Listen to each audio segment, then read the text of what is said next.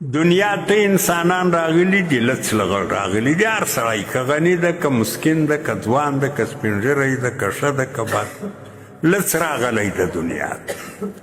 او له دنیا څخه چې ځي اکثر خلک په یوه کفن کې ځي. کفن هر څوک پیدا کولی شي، الا ماشاءالله بیخي به یو څوک یا لیوه خوړلی یا به په دریاب کې غرق شوی، هغه خو نه حسابل کېږي. چې هر څونه مسکین یي چې د ده خپل نه یي بل څوک په هغه ورځ له بازاره اعلی مهربانه کړي، یو بېکاره رخت راوړي قرار په هغه کې کفن ورکړي. راتګ هم یو رقم ده، له دنیا تګ هم یو رقم ده.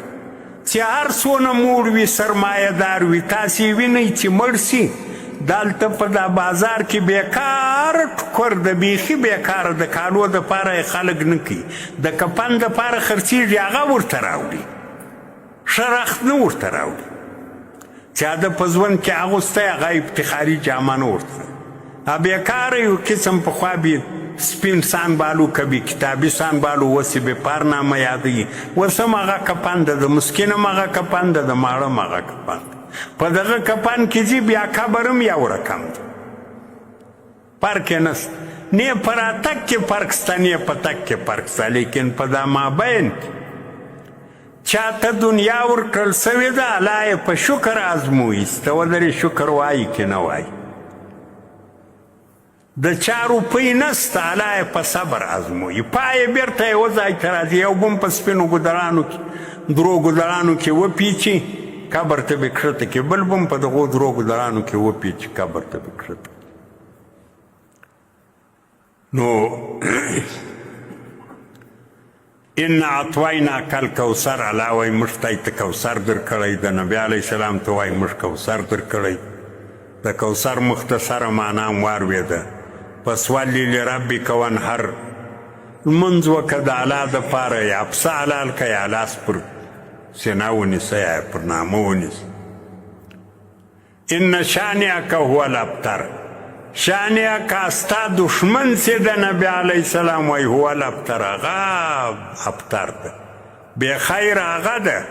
ستا دشمن ابوجهل ده، د ابوجهل جنازه نه وسوه، د ابوجهل قبر نه و، د ابوجهل کفن نه و، پر ابوجهل خلک نه دي راټول سوي، فاتحه یې نه ده اخیستله سوې، په بدر کې یې مړ کوي، تر پښو یې ونیوی راکچه کوي، په څا کې یې واچوه، بس خلاص شو مثلا. نو خو دا بې خیره صحیح، دا در به در صحیح. او نوم بیا د قیامت ته ورځې پورې په بدو سره یادېږي. دلته اوس یې فیسبوک کې ورکړي وو، هلته څوک دغه ته تللي وو، یو ځای په ډبرو ویستی دی، ولول دا د ابوجهل قبر ده. نو ګوره چې هغې څا ته تللي دي که چیرې تللي، اوس یې لا خلک په ډبرو ولي.